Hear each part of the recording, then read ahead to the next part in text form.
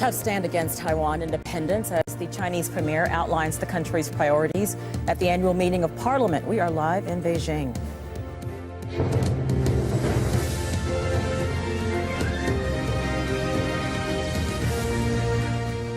I'm Rochelle Carey. This is Al Jazeera live from Doha. Also coming up, former U.S. President Barack Obama denies allegations that he tapped the phones of his successor, Donald Trump, during the election campaign. A plea for help to save millions in Somalia threatened by famine. We meet children forced to drop out of school to look for food and water. Plus, it's a sound synonymous with Scotland that could move to protect a threatened tree, put a squeeze on bagpipe makers.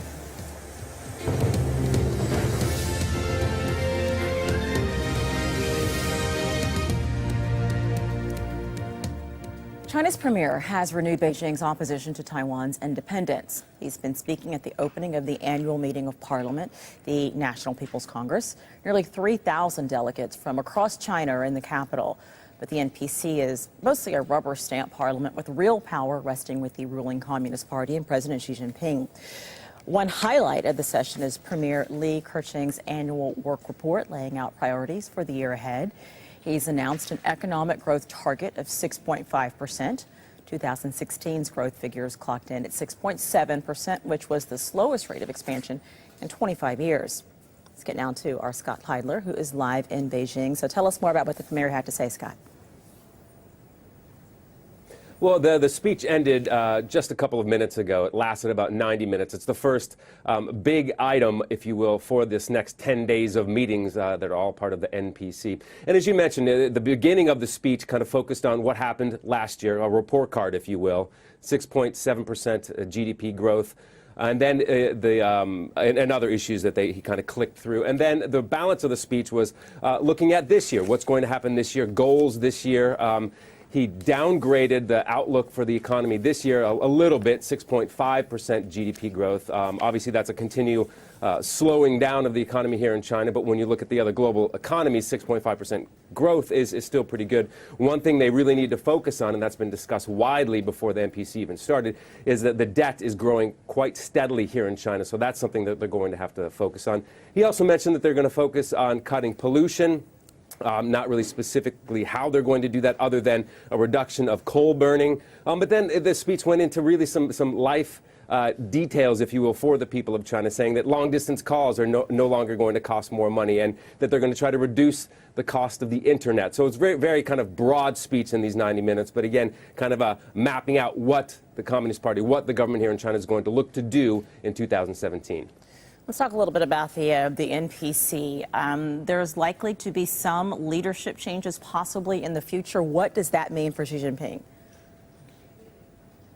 Yeah, probably at the end of the year in November, that's when the Communist Party meets for leadership changes. You know, we're kind of in a midterm, if you will, for the Chinese government right now. And there is a mandatory retirement age, and some of the members of the very powerful Politburo are coming up to that age. So there's going to be some shuffling, probably going to see Xi Jinping consolidate his power a little bit more. There's discussion that some of the hard changes he said right out of the gates when he became president 5 years ago, those are going to be some tough things that need to go through, and they're looking at for his next, most likely his next 5 years. So continuation of consolidation of his power. So that's really something that's going to be focused on. We might start to see a little bit of who those new faces, if they're going to be, during this NPC over the next 10 days. We might see some rising stars, if you will, on the sidelines of the NPC over the coming days. But again, we're going to probably see some fairly dramatic leadership changes, not now, but later in the year. All right, Scott Heidler, live for us in Beijing. Scott, thank you. South Korea's trade minister says the government will strengthen its response to what he says is Chinese discrimination. Chinese state media has been calling for a boycott of South Korean products in a dispute over a missile defense system. South Korea and the U.S. agreed to install the system to prevent attacks from North Korea, but Beijing says it could be targeted at China. Former U.S. President Barack Obama is rejecting Donald Trump's claim that he ordered his wiretapping during the election campaign. Trump made the explosive accusation as his administration faces more pressure over contacts with Russia. Rob Reynolds reports from Washington, D.C. The presidential tweet fest began before dawn. Ensconced in his Florida golf resort for the weekend, U.S. President Donald Trump accused his predecessor, Barack Obama, of spying on him. Terrible, tweeted Trump. Just found out that Obama had my wires tapped in Trump Tower just before the victory. Nothing found. This is McCarthyism.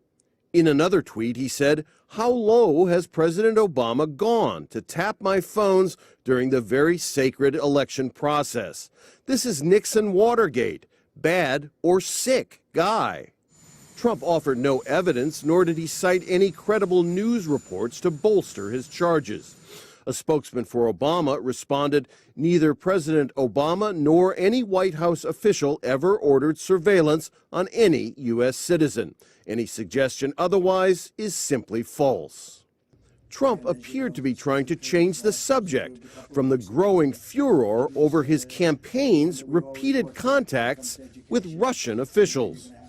Those include Attorney General Jeff Sessions, who met with the Russian ambassador during the campaign, but then denied doing so when questioned under oath before Congress, as well as ousted National Security Advisor Michael Flynn, who was fired for lying about conversations with the ambassador. While the presidential Twitter battle served only to fuel the Russia controversy, Republican politicians were feeling the pressure from constituents on that subject at town hall meetings around the country. Republican Senator Lindsey Graham is backing legislation to punish Russia for election meddling. They're trying to break the backbone of democracy. Vladimir Putin is a thug, and people who object to him, they don't come to town halls and yell because they'll get shot. Meanwhile, Trump supporters held rallies around the country. With all the negativity out there and all the attacks, he needs to see us that are 100% behind him. It's all made up. It's all they're reaching to find something that they can put him down on. Trump will return to the White House on Sunday, and the Russia controversy is sure to follow him. Rob Reynolds, Al Jazeera, Washington. Melanie Sloan was a minority counsel for the House Judiciary Committee. She dismisses the accusations and says the U.S. president alone doesn't have the power to wiretap anyone's phone. There's literally no evidence to back up his claim, and frankly, that just couldn't happen. Presidents of the United States don't have the power to just wiretap anybody's phone or tap a building.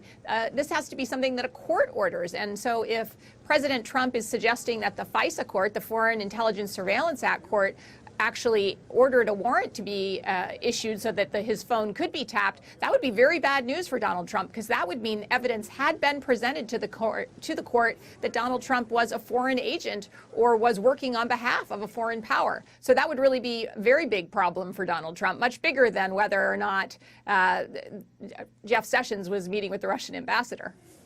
The head of a hospital treating injured Iraqis from Mosul has told Al Jazeera that he is sure they are victims of a chemical attack. 12 people, including children, are suffering severe symptoms, including burns and breathing difficulties.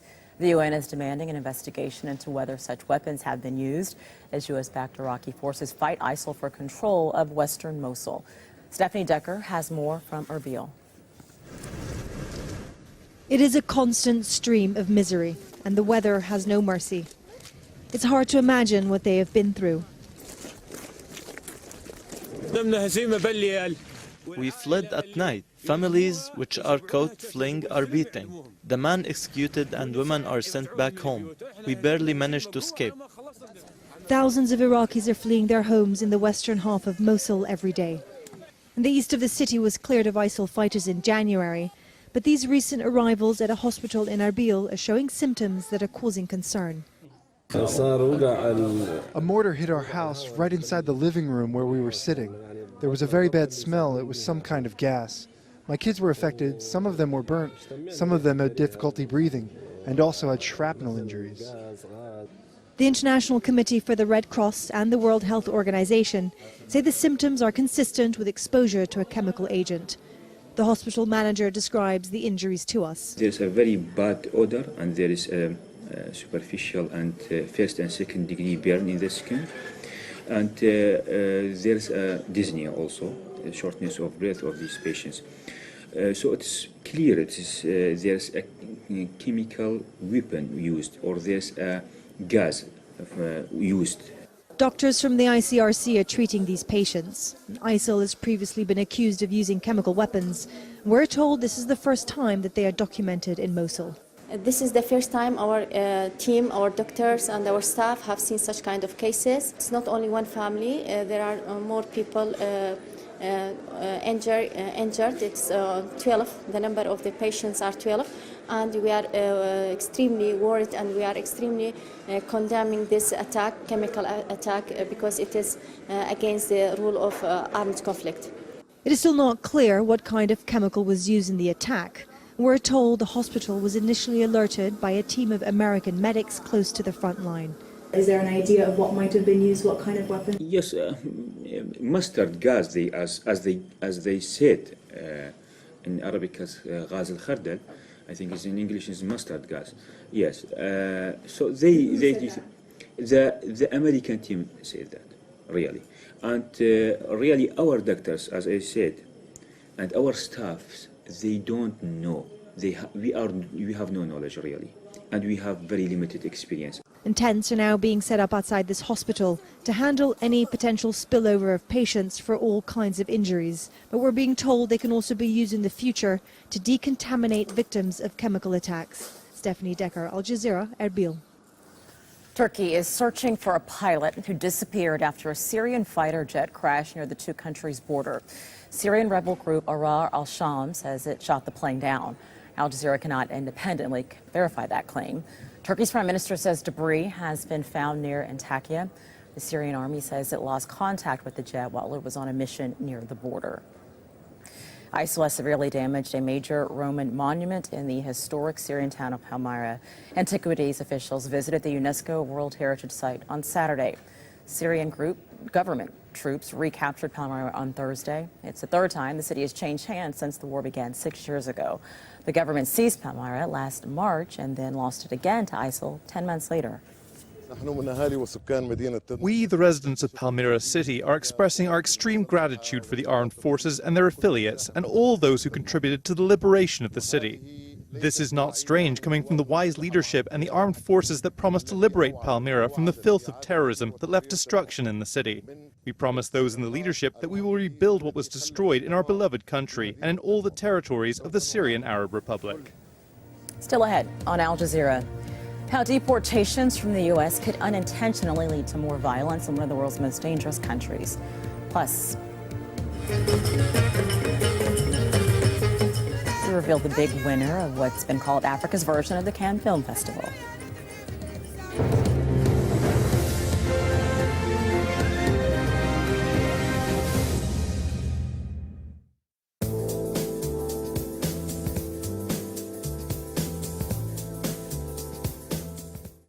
Hello. In the last 2 days, it's gone from spring to midwinter in places like New York. New England, typically, we had an Alberta clipper, so from 20 degrees it went down to 0 and the snow fell. That's just about to be cut off. The snow is starting to fall now further west, and rather more useful it is too. All the high ground in the western states will see a bit more added to that snowpack, which already is at near record values. All good news, you'd think. Well, that's the picture as you're greeted on Sunday. Still snow falling up on the higher ground. It's been cut off here. I think for the most part it'll feel okay at 3 degrees in both Washington and New York, but fairly quiet, and the sun should be out. Whereas here we're now dragging a lot of moisture up through the plain states up to the Midwest. Chicago's up to +13. Winnipeg's gone above freezing as well. That's quite a big change, which is likely to induce cloud and yet more rain. I mean, look at that. 28 in Dallas, 15 in Chicago, a big massive cloud over what was cold ground. This is going to be pretty grotty looking weather, grey looking weather. It's just milder. And still the snow falls, so a little bit less so on the west coast of the US. Anything happening further south? Well, there's an increase in the number of showers in Venezuela and Colombia, as you can see from the satellite picture, and the forecast confirms that and brings them up through Costa Rica as well.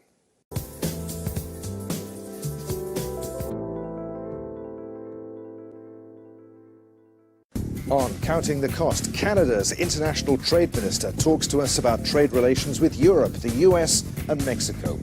We'll look at oil production in northern Kenya, plus why companies want people on career breaks to come back to work. Counting the cost at this time on Al Jazeera. What do we want? Justice! What do we want? Now! What do we want? Justice! What do we want? Now! What do we want? Justice! What do we want? Now!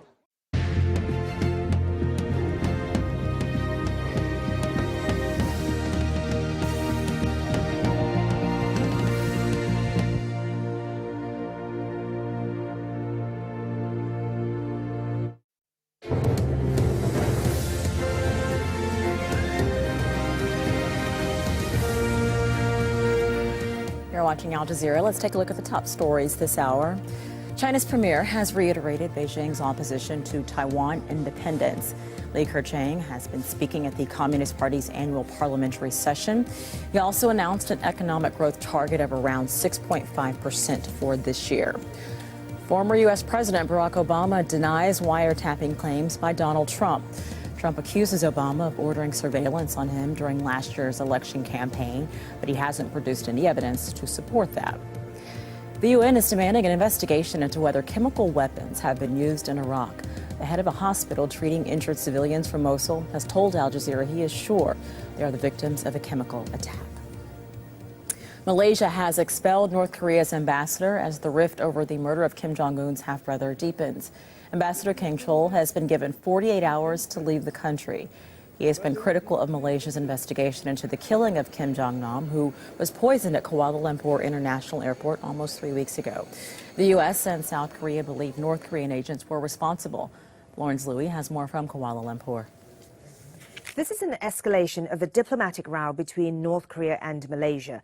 North Korea had accused Malaysian investigators of bias in their handling of the investigation, of conspiring and colluding with South Korea, North Korea's rival, to defame North Korea. Now, South Korean officials have said they believe North Korean agents were behind the killing of Kim Jong-nam. But North Korea's stand is that the person who died was Kim Chol, a citizen traveling on a diplomatic passport, and that he had died of a heart attack, and that it was impossible that he had been killed by VX nerve agent, a banned chemical weapon. Now, the Malaysian Foreign Ministry, in explaining why it was expelling the North Korean ambassador, said there were essentially two reasons. One, that he had been summoned to a meeting with ministry officials on Saturday but had failed to turn up. And the second was that Malaysian officials had told a high-level visiting delegation from North Korea that they were expecting a written apology from North Korea. They have yet to receive that. And these are the two main reasons that appear to have pushed Malaysia to take this latest action against North Korea. Now, Malaysia has already recalled its ambassador from Pyongyang, and most recently, its home minister said that the country would end visa-free travel for North Koreans starting on Monday. So this appears to be the latest move against North Korea. The Irish Republican Party, Sinn Féin, has made major election gains in Northern Ireland's Assembly at the expense of pro-British Unionists. The Democratic Unionist Party, which supports Brexit, has seen its 10-seat majority cut to just one. Sinn Féin opposes leaving the European Union. From Belfast, Lawrence Lee explains what happens next.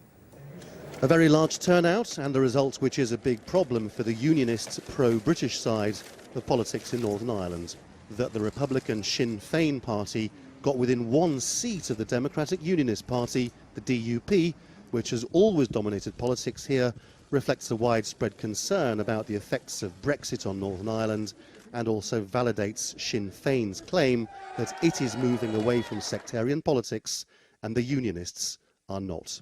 It's been a great campaign. We've fought it in a very positive way. I think obviously the fact that so many people have come out to vote shows that they were motivated by the message. It is a disastrous result in particular for the DUP leader, Arlene Foster, tainted by a financial scandal. Sinn Féin is demanding she resign as a prerequisite to any talks. She may have no choice, despite all her defiance. The cause of the election was Sinn Féin and Republicanism wanting to rerun last year's election. They have done that. They have mobilised their vote in a very effective way. And as I have been saying right throughout this election campaign, it was going to be very close. Sinn Féin is now seizing on the result as a demand that the British government reserve a special place for Northern Ireland in Brexit negotiations. The DUP is the only major party here to support Brexit. It's for designated status for this part of the island, and it's for people here to be able to live our lives without interference from the British government. So it's a mess, and negotiations are due to start on Monday as to whether unionists and nationalists here can find any way of doing business together. They have a deadline of 3 weeks, and if they can't in that time frame, then direct rule from London beckons at exactly the point when Brexit negotiations are due to begin. Northern Ireland could find itself frozen out of the discussion about its own future. Lawrence Lee, Al Jazeera, in Belfast. Members of the French Republican Party will meet on Monday to discuss the future of its presidential candidate, François Fillon. Fillon's campaign is embroiled in a financial scandal over accusations he paid his family members for fake jobs. On Friday, his spokesperson and campaign director resigned, and the small centrist UDI party withdrew its support. Fillon has encouraged his supporters to turn out in big numbers at a rally in Paris on Sunday. Somalia's prime minister is pleading for help to save millions of people threatened by drought. 110 people have died in just the last 48 hours. The search for water and food is threatening children's education. The UN says a third of children enrolled in schools in drought-affected areas are at risk of dropping out. Famina Miller reports from Dalo in southern Somalia. It's hard work collecting water for her family, especially in the midday heat. 16-year-old Saja Omar's dropped out of school to work at home in Dolo. Her family needs her help as one of the worst droughts in years eats into the little they have. I would love to go back to school, but now I have been forced to leave because I am the eldest child in my family and I need to work at home. I fetch water and grass for the animals, but now because of the drought, there's more work. The second-grade student has already neglected her studies. Dropping out is disastrous for her education. This is where Saja went to school in Duma Duma. The number of children at the school has halved in just 3 months. Families here live off their livestock and they're doing all they can to keep their animals alive. If that means taking children out of school to look after them, many families are prepared to make the sacrifice. 3 million children in Somalia are missing school. More than 100,000 others could soon join them, says the United Nations. UNICEF says only a third of school-aged children in Somalia are enrolled. If the drought continues, these children will continue missing school, and it will also impact their future learning, and they won't come back. At this school in Kansale, enrollment has increased as the drought worsens. Hundreds of families have moved to this area to look for aid at a nearby camp. Aid agencies provide meals and distribute cooking oil to girls. Community education committees working to keep kids in class say the schools don't have enough money. Before, the community was supporting the schools, but because of a drought, they can't afford it anymore. If UNICEF did not give the teachers a cash incentive, more schools would close. Trying to survive a devastating drought may stop many more from getting education. Famina Miller, Al Jazeera, Dalo, Somalia. The UN and a number of humanitarian agencies say it is virtually impossible to access parts of South Sudan to deliver aid to those in need. The country is in the grip of a famine. Already, an estimated 100,000 people in South Sudan don't have enough to eat. The UN says that could rise to 5.5 million by July if the situation does not change. A gas explosion in Mexico City has killed 4 people, including 2 children. It happened at a home in a neighborhood close to a fireworks market. 6 people have been sent to the hospital. Many in that area earn money from making fireworks, but it's unclear whether there was explosive material at that house. Salvadorans are worried that the threat of deportations by the U.S. will see an influx of criminals into the impoverished Central American country. The region has been plagued by gang violence for decades, much of it originating from U.S. cities. Lucia Newman reports from the capital, San Salvador. El Salvador, the world capital of violent crime and murder. A country overrun by criminal gangs, which ironically originated on the streets of Los Angeles. 25 years ago, they were deported from the U.S. to El Salvador, where they quickly multiplied, fed by poverty, lack of opportunities, and weak institutions. Now they control large parts of the country. 17 repentant gang members, most straight out of prison, live in this rehabilitation house. Carlos, who tried twice unsuccessfully to join his family in the U.S., insists that he too is a victim. I was left alone at age 13. I needed my family but couldn't join them. I felt alone, so I sought refuge in a gang. What if more Salvadorans are deported, I ask him. What will happen? The violence will increase because they are deporting people who belong to gangs or who need work, and there's no work here. The front yard of this church in San Salvador, sandwiched in between the territories of two warring rival gangs, is the closest thing to a sanctuary, a place where residents can eat, laugh, and play in relative safety. During Mass, Father Mauro Vercelletti is unafraid to preach against evil, represented these days, he says, by the President of the United States. La sangría que va a implementar Donald Trump is bleeding El Salvador with his massive deportations because many people whose lives are threatened will die. And it's not just the threat of violence. Millions of Salvadorans make less than $5 a day working the fields or in the informal economy. So many survive on remittances from relatives in the United States, money that would stop flowing with mass deportations.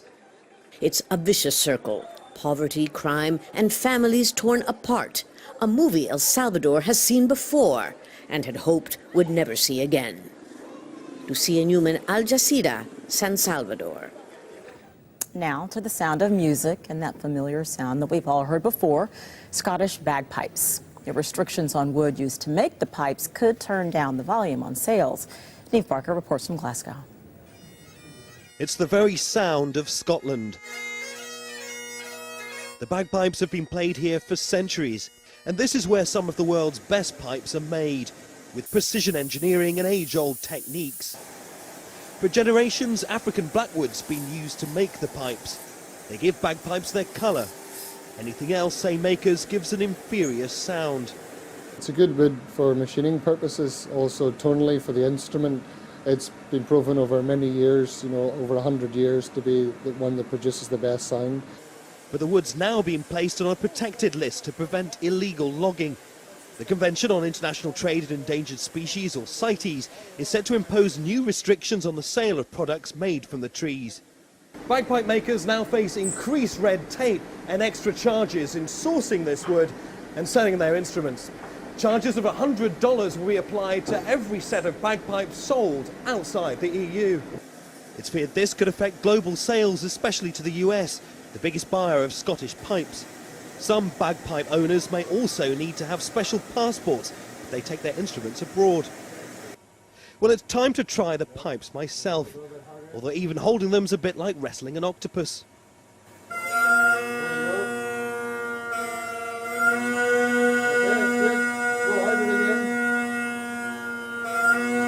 Well, that was my best effort. Here's how they're meant to sound.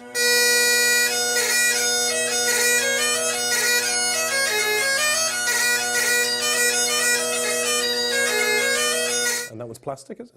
With the new restrictions on African blackwood, some makers are turning to a plastic called polypenco.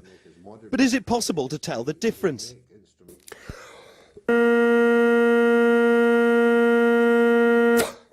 That's what we'll call A.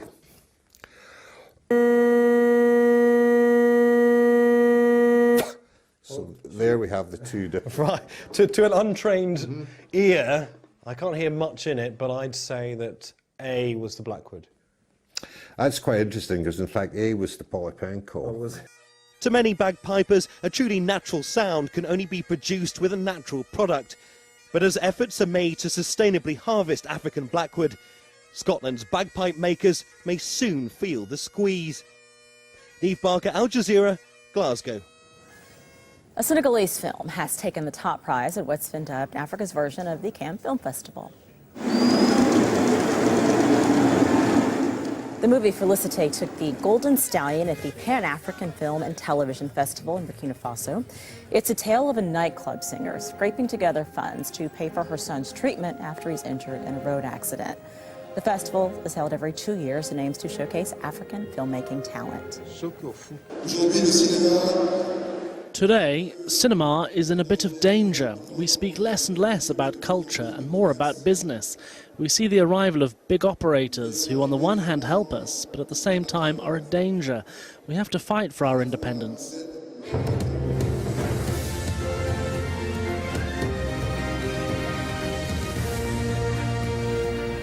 This is Aljazeera, and these are the top stories. China's premier has reiterated Beijing's opposition to Taiwan independence. Li Keqiang also announced an economic growth target of around 6.5% for this year at the Communist Party's annual parliamentary session. Scott Heidler has more from Beijing. He downgraded the outlook for the economy this year a little bit, 6.5% GDP growth. Obviously, that's a continued slowing down of the economy here in China, but when you look at the other global economies, 6.5% growth is still pretty good. One thing they really need to focus on, and that's been discussed widely before the NPC even started, is that the debt is growing quite steadily here in China, so that's something that they're going to have to focus on. South Korea is promising to strengthen its response to what it calls Chinese discrimination against its companies. China's state media have been calling for a boycott of South Korean products in a dispute over a missile defense system. Seoul and the U.S. agreed to install the system to prevent attacks from North Korea, but China says it could be the target. Former U.S. President Barack Obama has rejected wiretapping claims by Donald Trump. Trump accused Obama of spying on him during last year's election campaign, but he hasn't produced any evidence to support that accusation.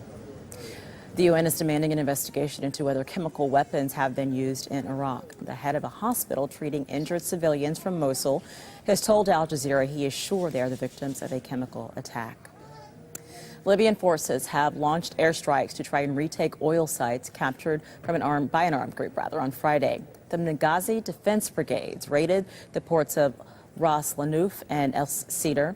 At least 9 men were killed during that fighting. Malaysia has expelled North Korea's ambassador, Kang Chol, who's been critical of Malaysia's investigation into the killing of Kim Jong-nam, the half-brother of Kim Jong-un. He was poisoned at Kuala Lumpur International Airport almost 3 weeks ago now. Somalia's prime minister says 110 people have died from famine and diarrhea in just the past 2 days because of a severe drought. Many children are being forced to choose between going to school or searching for food. And those are the headlines. News continues here on Al Jazeera after counting the cost. Then more news, and visit our website as well, aljazeera.com.